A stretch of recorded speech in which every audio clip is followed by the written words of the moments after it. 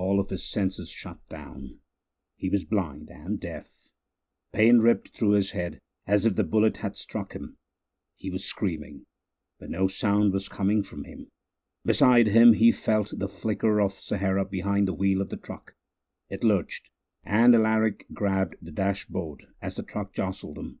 He wasn't sure Sahara was even on the road. He could make out very little detail but the emptiness where Riley was supposed to be and the movement of the truck. "We have to go back."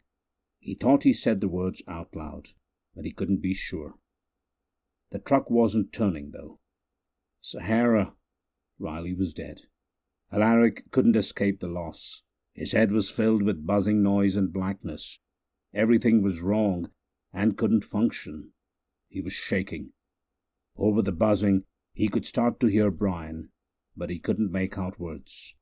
He pushed to try and reach Mason, but all he got was pain lancing through his head and stomach until he couldn't take more and he passed out. It was several hours later when he managed to pull himself up out of the blackness. He opened his eyes, his head rolling on the back of the seat, to see Sahara still driving. She spared him a glance before turning her eyes back to the road. "I was worried," she said softly. He touched her arm, but couldn't manage words. Everything inside him ached. Riley was dead. There was no question. The bullet had hit him at the base of the skull and severed his spine. He was dead before he hit the ground. Mason and Brian were a mystery. He couldn't feel them. He couldn't feel anything outside of the truck. He looked at Sahara again, and she nodded. "I've learned a thing or two from Brian." She reached over and rubbed his head. "Go back to sleep. I'll wake you if I need you." Alaric closed his eyes and tried to control the fear that was gripping him. Riley was dead. Mason had been shot. He was too affected by the shock to function. The bullet that took Riley had struck him in a way. It had been too far into Riley's head when it happened. It could be days before he regained control. Sahara's hand touched his. "We're safe for the moment. We're headed east. I'll get us where we need to go." He opened his eyes again. She seemed to understand, even though he couldn't make the words to ask.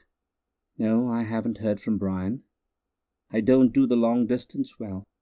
She glanced behind him where the female shade was sleeping. She didn't look well. "Sleep," Sahara urged, and Alaric nodded, closing his eyes. He let himself drift, hoping he would be closer to himself when he woke. Alaric felt someone trying to reach through all the still significant blocks his mind had thrown up to protect him from Riley's death. His hand slid across the seat to Sahara, letting her bolster his energy to reach out. "Alaric, thank God you're okay." The connection was barely there, but there was no denying his mother's voice. "Where are you?" "Just outside San Antonio," Sahara provided. "I need to get us off the road." Alaric opened his eyes. It was almost dawn. He didn't know how long he'd been out. "I need some sleep," Sahara said aloud. He nodded. They were probably safe from pursuit by the strike team, now that they had crossed 2 state borders.